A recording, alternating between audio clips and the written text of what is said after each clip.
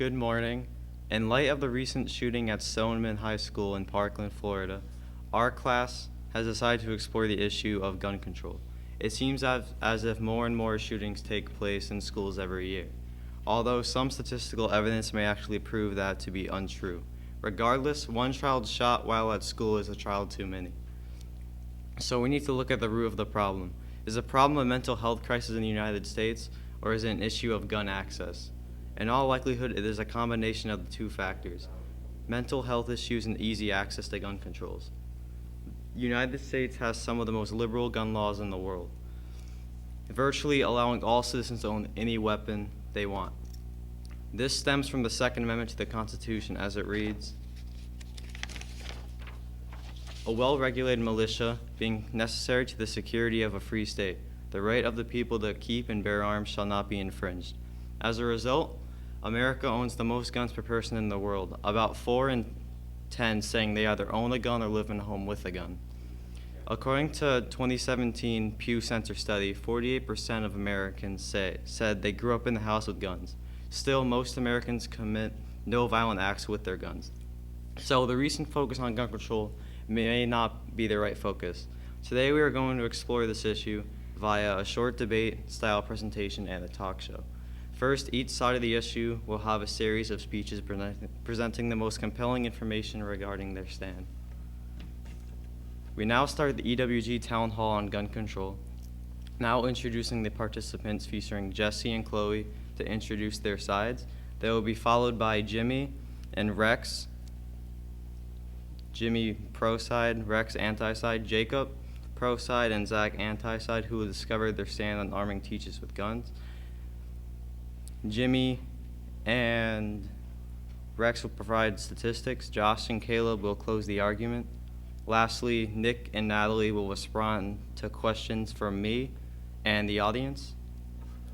And what do I do now? Now we're ready to go. Okay. Now what?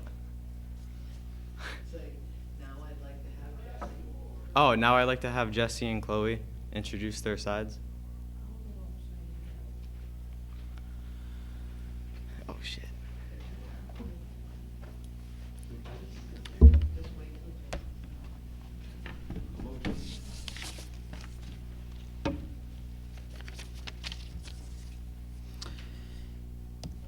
I'm advocating on the side of less gun control and protecting our Second Amendment rights. The Second Amendment is perhaps one of the most important amendments in the whole Constitution, because as citizens of this country, we need guns to protect ourselves in case of government corruption. It's what our country was founded on, and it's how we won our independence. As a country, we're unique in the whole world because we are the only country that has written laws to stop the government from becoming too powerful. And the only way that we can protect ourselves from the government is by arming ourselves. This is why I am advocating for less gun control, because it is not the gun control that is the problem, it is the individuals that are the problem when we have incidents like the one in Florida that has happened recently. This is my stance on this issue, and I'd like to introduce my opponent. Chloe, if you will.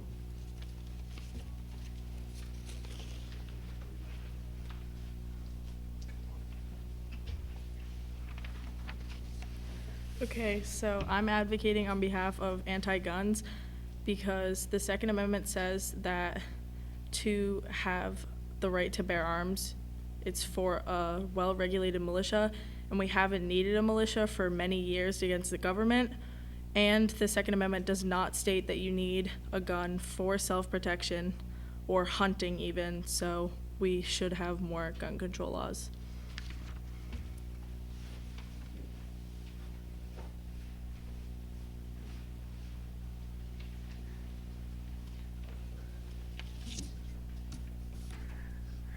There are about 270 million guns owned legally in America. These guns are used for sport, target practice, and hunting. Women also use guns to defend themselves.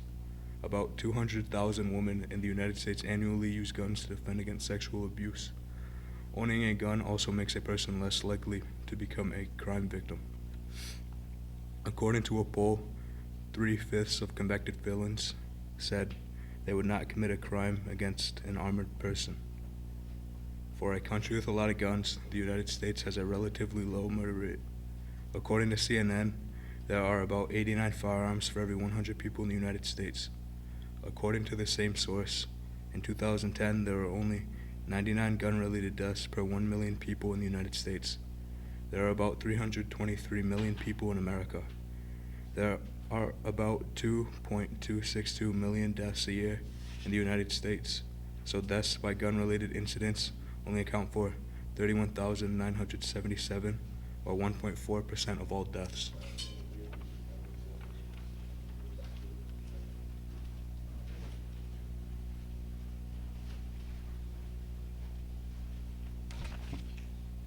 About 200 Americans go to the emergency rooms every day with gunshot wounds.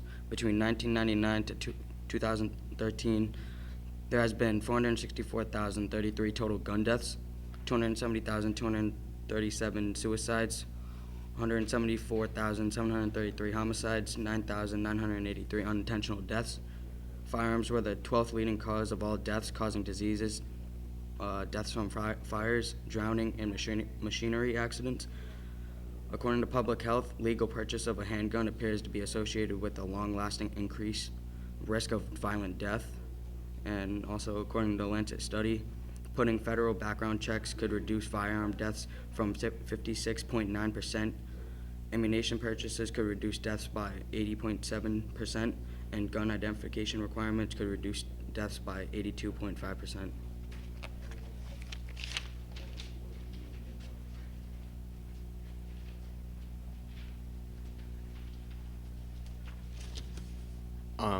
My stance on giving teachers guns to protect their students is that we should go for that. If someone came into a room with a gun, most of the students, if not all of them, could not defend themselves or stop the person from shooting them. And if a teacher had a gun that could possibly stop the person from shooting a classroom, or it could make that person think a second time before going into that classroom and shooting the students and the teacher in that classroom. And most schools have a student resource officer, and if that student resource officer is afraid to go into the school or cannot get into the school, which happened in the Florida shooting, that like the gunman won't be stopped and the students will have no protection. And most teachers love their students and want to help their students and protect their students, so I don't think that any teacher would use their gun against a student.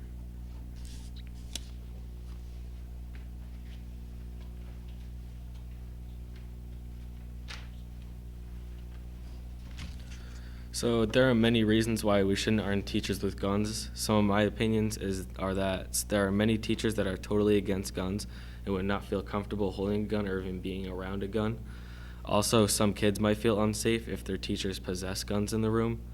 There are many law reasons why we can't have teachers holding guns or even carrying guns in school. The majority of states have laws prohibiting anyone from carrying a gun on school property, but there are a select few like Ohio and Missouri where school districts can supersede state law and permit their staff to carry guns. And there are about 10 states that allow concealed carry weapons on school campuses, and that's not a lot of states, so there would be a long process for all the states to agree on allowing teachers to carry guns. There would be a long process to get these teachers guns because teacher would have to get a gun license, then buy the gun, which costs a lot of money because the school might not pay for it. And then they would have to go through a long training, in my opinion, because they should be experienced with a gun if they're trying to defend hundreds and possibly thousands of kids. Maybe some alternatives for teachers not holding guns. If anything, maybe there should be one teacher on each floor that carries a weapon with years of training and exercises, but some students and possibly some teachers would feel uneasy about teachers having guns in their room. There should also be a panic button in each room that automatically warns the police station, and it should be in a safe place where kids can't press it easily. If a kid presses it as a joke or even as an accident, there should be a huge consequence for them. Also, there should be a resource officer posted at all schools. Most schools have that right now, but there should be at least one or two at all schools.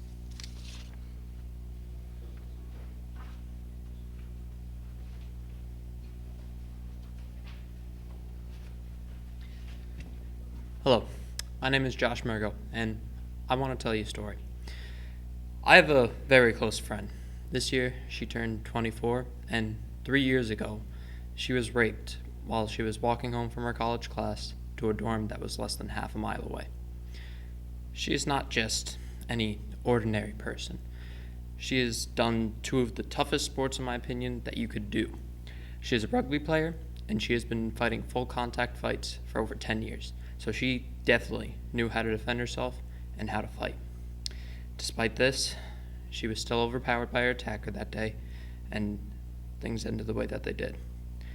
I asked her to prepare for this debate what she felt she could have done to prevent what happened. She said the only thing that she wished she had was a gun to protect herself. Not something big, not an assault rifle, even just a handgun, so that she could have stopped her attacker from doing what he did. Thank you.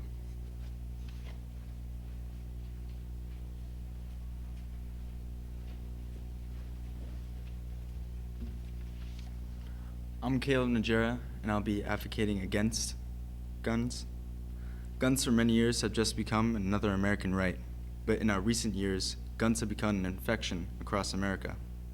Americans no longer feel safe whether a gun in their possession or another weapon. An example of a mass shooting at the Shikiki Temple, when a white supremacist and an Army veteran entered the temple and began opening fire, killing 6 and injuring 4. A man was able to walk into a crowded church, and open fire. He was not using his American right to defend himself. Instead, he was using his gun for his own monstrous purposes and desires to kill innocents and take lives.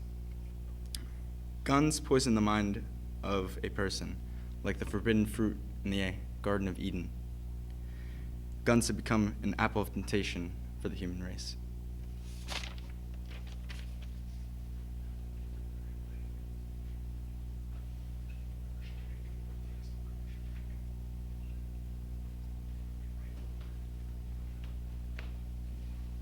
We will be right back after this public service announcement.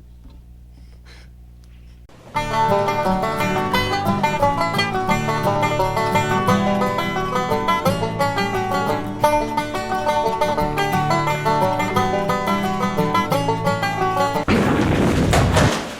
my God. Sorry, dude. You alright? I think so.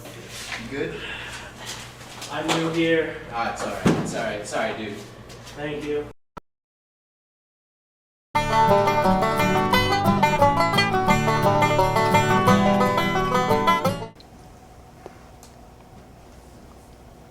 We now start the EWG Talk Show section of the town hall. I'll begin with questions for me and then start from the audience.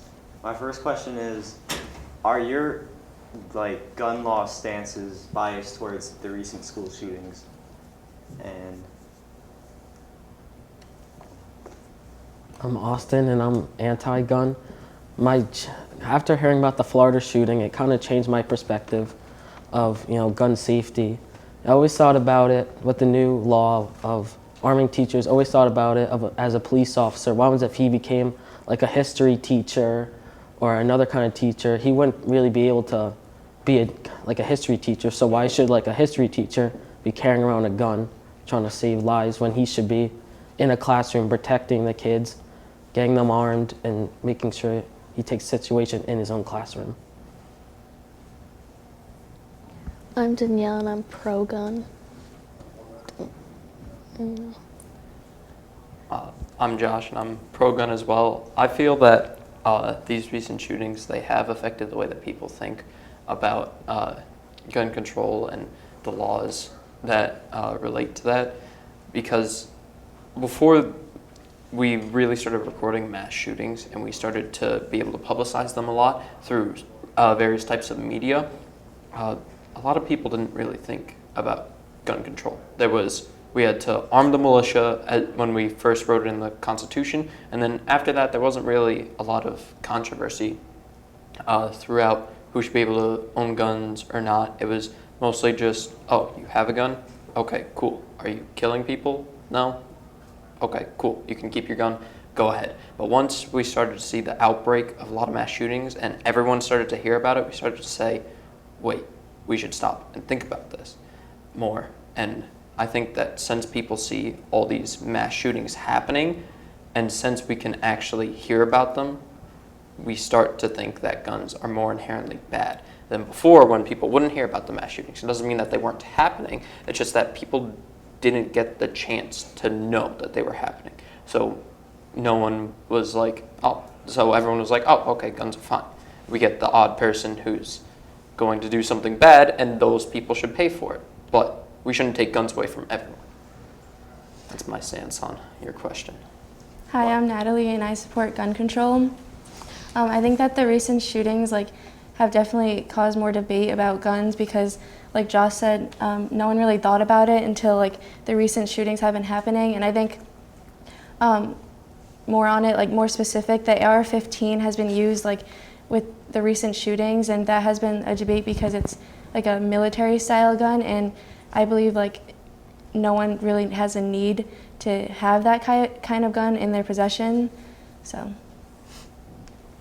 I have one more question towards the pro-gun side, and that is, for you, when would your the laws preventing guns stop? Do you still believe in minor gun laws? Yes, I believe that we definitely should have some minor gun laws. I don't think anyone should be allowed to own whatever they want. They shouldn't be allowed to own a fully automatic assault rifle that can hold 60 bullets and can do whatever you want with guns. I believe that where we are now is a pretty good spot where people can go out and they can get pistols and they can get rifles of sorts for their pleasure activities. But if we were to just say there are no restrictions on guns at all, I feel like that would cause more problems because we don't want to increase the amount of accidental deaths that could occur from that because people don't know what they're actually getting, or increase gang violence from these deaths, because if they can get these more deadly weapons more easily, then that could obviously be very harmful. We will now start with questions from the audience. Would anyone like to start first?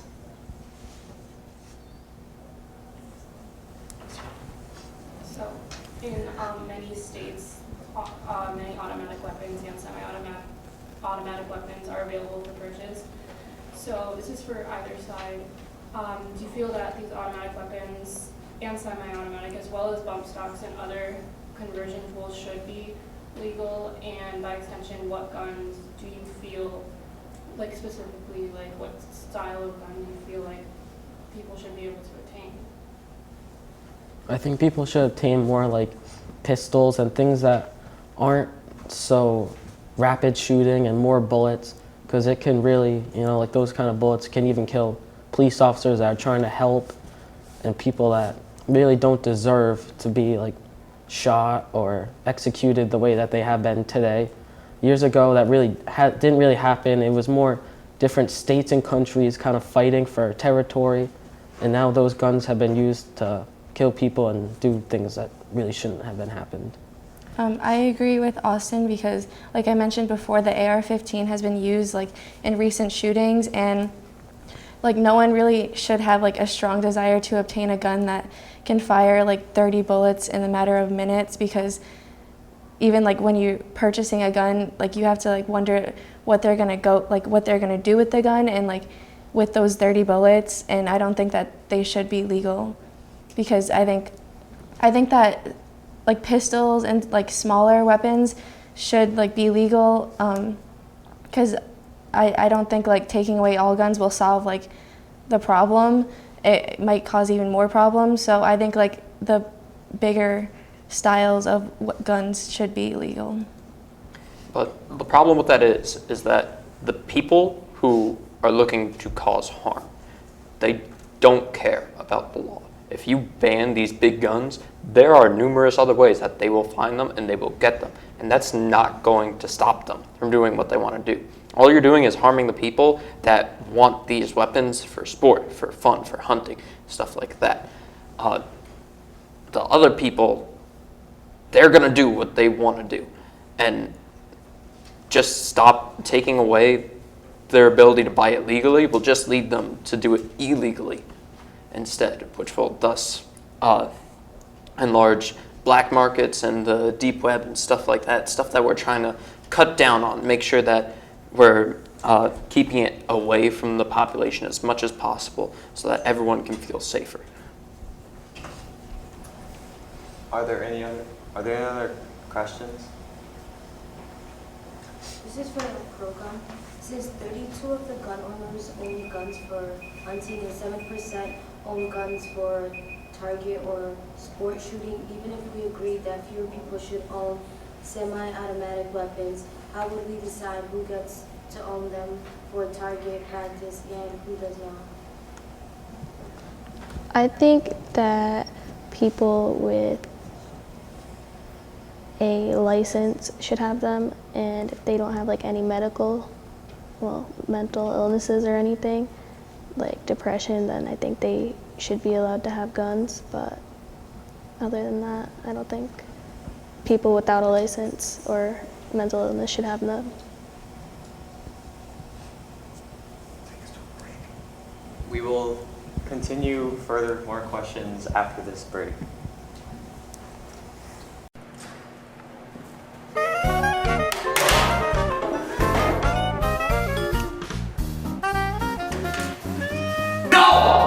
Why don't you have your Chromebook? I'm sorry, I forgot it at home. Why? Okay, alright. That's really gonna help you out, alright? It's really gonna help you out. I'm sorry. That's sorry, I put it up. Sorry, it's gonna break your Chromebook. It won't happen again. It better not. Whew, don't forget your Chromebook. And we will now continue questions from the audience. I have a question. It's more pointed towards the pro-gun side, but I suppose either side could answer it. It says, Americans have decided the risk of young adults and alcohol is too great to allow them to purchase alcohol until they're 21. Do you think that alcohol is more dangerous than guns? Could you pass that?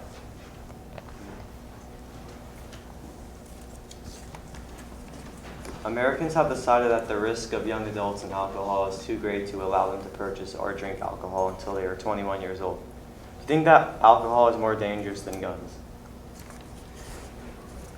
Okay, so as we know, the legal drinking age is 21. As of right now, the legal age to buy a non-handgun weapon is only 19, I believe, 18 or 19. Although I am for less gun control, I do believe that this age should be bumped up to 21.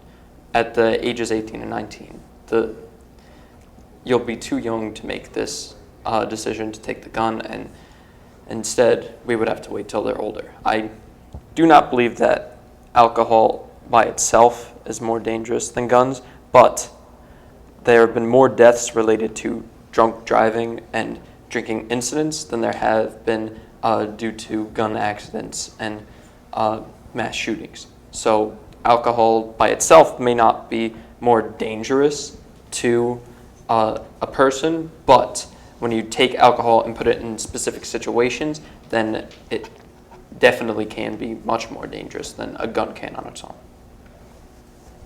And I kind of agree with Josh with that. Most kids can kind of get alcohol in their house. Many adults have alcohol in their house. It's kind of easier to get your hand on, even as a younger age, you can get your hand on alcohol.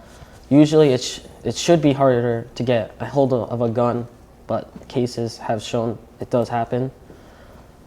With alcohol, you can fix that. Someone can get drunk, you can fix that. If someone murders someone, you can't really fix that. You just kind of cry about it and move on.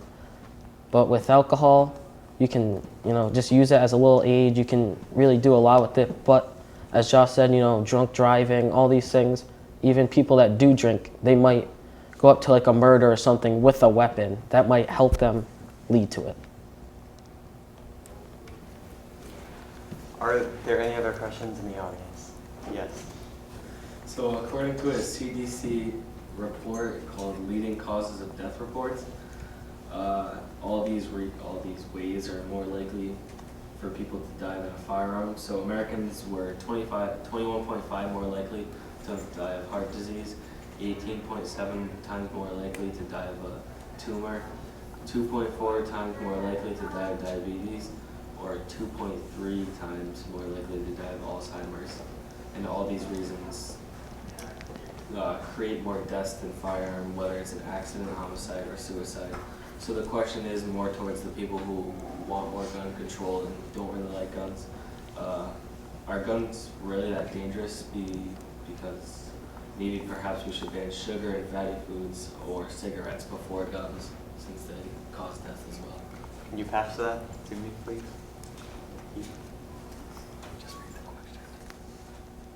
Are guns really that dangerous? Should we ban sugar and fatty foods and cigarettes before guns?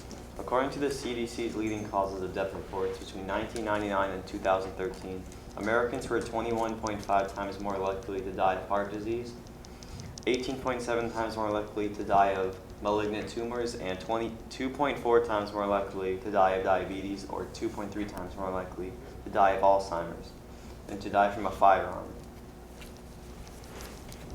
I think that kind of is two totally separate topics about deaths. I think that guns have been especially in the recent years, guns have definitely caused more deaths than before. So I don't think that really has a relation together. They might not be directly related in the way that when you die from a gun, it's very quick and unexpected, where if you die from one of those diseases, you sort of see it coming. But I think the point that the audience member is trying to bring up is that these are diseases that we have been working towards for years to try to solve and to try to make better, to try to find cures for them. And throughout all our advancements and all our ways to make it better and help people fight it, they still, in some cases, multiples of tens of times kill greater than guns have in the past recent years. Just to show you how few guns actually take place in killings and deaths. Are there any further questions in the audience? Yes. Okay, so I have a question for the side against gun control. So the Education Department reports that roughly 50 million children attend public schools for roughly 180 days per year. Since the Columbine shooting, approximately 200 public school students have been shot to death while school was in session, including the recent slaughter at Marjorie Stoneman Douglas High School in Parkland, Florida. That means that the statistical likelihood of any given public school student being killed by a gun in school on any given day since 1999 was roughly 1 in 614 million. And since the 1990s, school shootings at schools have been getting less common. Do you really think that this minimal statistics warrants the risk of having more guns in school? Can you pass that question? Thank you. The Education Department reports that roughly 50 million children attend public schools for roughly 180 days per year. Since Columbine, approximately 200 public school students have been shot to death while school is in session, including the recent slaughter at Marjorie Stoneman Douglas High School in Parkland, Florida, and a shooting in Birmingham, Alabama on Wednesday as well. That police called accidental and left one student dead. That means that The statistical likelihood of any public school student being killed by a gun in school or on any given day since 1999 was roughly 1 in 614 million. And since the 1990s, shootings at schools have been getting less common. Do you really think that this minimal statistic warrants the risks of having more guns in school? Although having more guns in school might make things worse because students could theoretically get a hold of the weapon and there are more guns around them. For the people who this affects, because out of that statistic, that's taking every student and saying, oh, this person, they were killed in a school shooting, so that's added to our statistic. But in reality, a lot of those students come from the same schools. So it's not a difference of like 614 million schools, instead it's a much smaller amount of schools that are actually affected by school shootings. And so if every school had more either police officers or if we would arm even just a few teachers, then that could help those students in those schools even more, because instead of just having one person with a gun sometimes on campus, as we saw in the Florida shooting, the police officer that was assigned to that school was not able to get into the school to stop the school shooting. But even if that officer is outside the school, if there are teachers inside that school that are armed, they can help take down the school shooter. As we saw earlier with our presentation that our police officer, Mr. Petraka, had talked to us about, most of the time when a police officer enters a school, the shooting is done. The school shooter does not want to go out on the police's terms. So if we give teachers guns, not every single teacher, we don't need every single teacher to have a gun, but just a select few, then we can possibly save tens of lives or hundreds of lives, depending on how big the school is, because the student will come in and see that the teacher is armed, and they'll stop what they're doing. Or maybe even they won't go in at all, because they know somewhere in the school some teacher is armed. And if they walk into the wrong classroom, then that might be it before it even starts. I think arming teachers is like a horrible idea. I think like it will only cause more problems in the school. I think like it will, not only is it like a risk of the trust in a teacher, like because if you give anyone a gun, you have no idea like what they're gonna do with the gun. So arming teachers in a school that teach, they are not like trained in what guns, like anything like that, will just like cause more problems and accidental shootings. And it just kind of contradicts like the solution, because if you want to, like at least on my side, if you want to take away more guns, the solution isn't adding more guns. So I think it will just cause more problems. And adding on to Natalie, the thing, if you've seen it multiple times where actually teachers have killed students with the guns, giving a teacher, no matter how much training, that could just be an excuse for them to go out and kill another student. Or, like our Sergeant Petraka said, he needs time to buy. So like we saw in the Texas shooting where they were ready for it and they barricaded the doors and gave the officer actual time. That's gonna, give him more time, give police time, which is usually 3 to 5 minutes, give them more time to get here without people getting hurt. Like the teacher blocked the door, they blocked all the doors, they had books armed to throw at the person that was robbing them or whatever. And that room, no one actually got killed, but the rooms that were kind of just sitting there and waiting, those are the students that actually got hurt.